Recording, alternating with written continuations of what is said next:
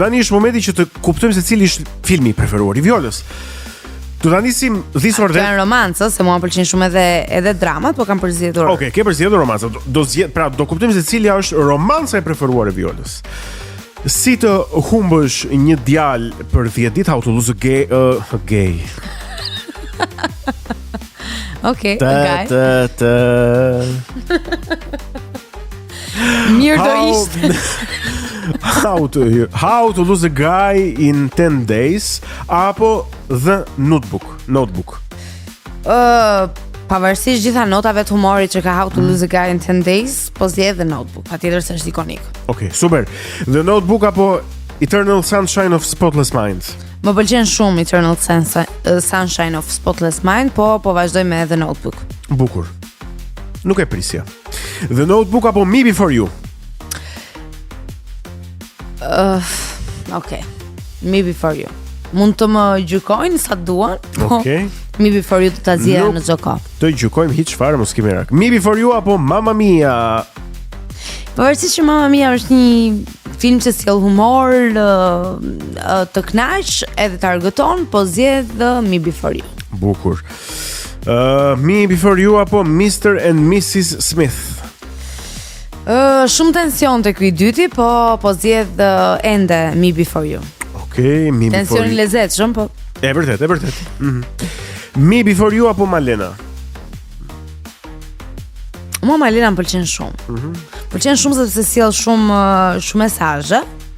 Dhe nuk është thjesht diçka që duhet ta shohim në mënyrë sipërfaqësore, po duhet ta shohim pak thellë. Që thjesht një vajzë do veten, edhe kujdeset për veten, sa mund të gjykohet. Realitetin e kontekstit të Italisë asaj kohe. Për shkak të mënyrës se si unë e kam përjetuar Me Before You, po zgjedh ende atë. Okej. Me Before You apo 3 metri sopra il cielo? Ricardo s'ka marrë që më djalë. E di që 3 metri sopra il cielo ka qenë filmi i parë romancë që unë kam parë në adoleshencën time. Shumë i bukur. Po është vështirë zgjedhja. Me Before You. Okej. Me Before You apo Bonnie and Clyde? Bonnie and Clyde është e bazuar në histori të vërtetë. Okej. Por mua nuk më ndahet shpirti nga Me Before You. O të ndaj unë ty nga Me Before You o s'ka derman sonte. Me Before You apo Titanic? Me Before You. Ore, që duhet ndodhë që të ndajet kjo nga Me Before You, se unë byta nia e madhe, ra poshtë aty u përtas në icebergun edhe hiq për qamet se ndajet. E tisa kam qarun me atë film. Pa fundësisht. Okej, të besoj.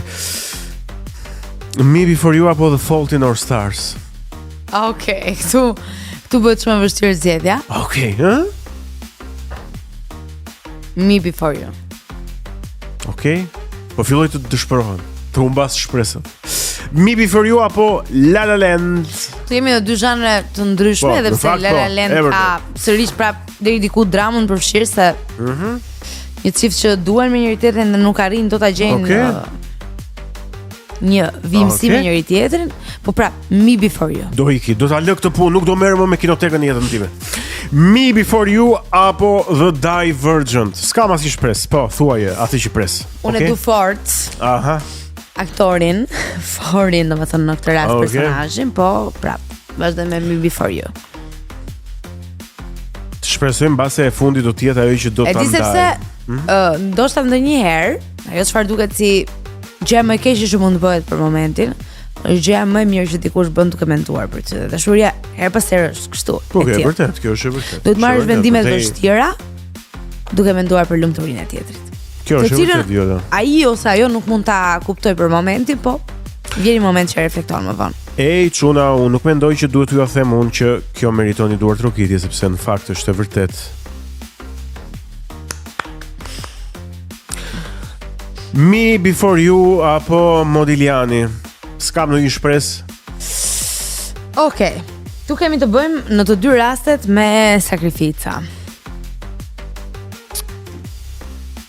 Me Before You, por nga Modigliani vazhdoj të kujtoj ende shprehjen kur të njoh shpirtin, atëherë do të pikturoj syt. Moj Viola, moj Emma Stone e Kinotek në Sol. Dhe filmi i preferuar që fiton, pra filmi i preferuar i Violës, Romance, gjithmonë Romance është Me Before You, me shumë merit, do të thoja unë.